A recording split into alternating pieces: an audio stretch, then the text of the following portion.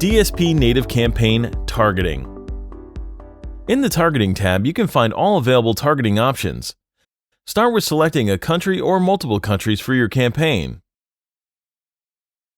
If you select only one, you may target specific states, regions, or even cities. Within the ad exchanges, you can select those you wish to run your campaign on, or select all. Hovering over the name will show you the share of inventory between mobile and desktop, and a description provided by the ad exchange.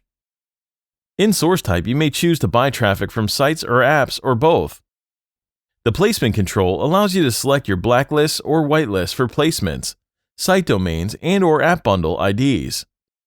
Lists can be created beforehand in the planning tool, or can be uploaded using a CSV file by clicking the Upload button on the right. In the device targeting section, start with choosing between mobile, desktop, tablet for device types by checking the box. It is worth checking if the ad exchange you want to buy the traffic from has the type of traffic you wish to target in its inventory.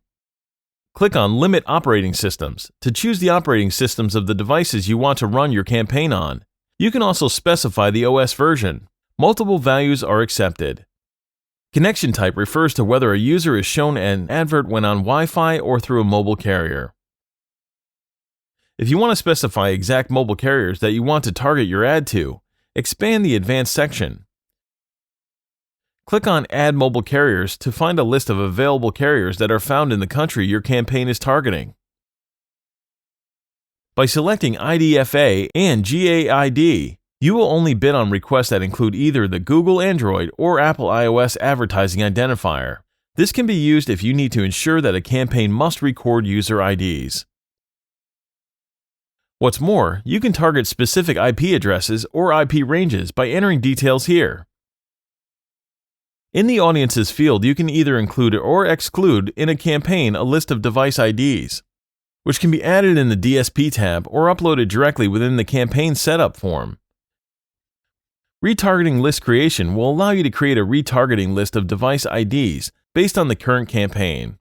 For example, choose visitors to automatically save a list of users who saw your ad and clicked on it.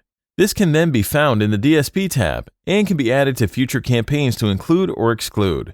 Keep in mind that retargeting and audiences are only applicable when targeting in-app traffic. Click Next to move to Next tab.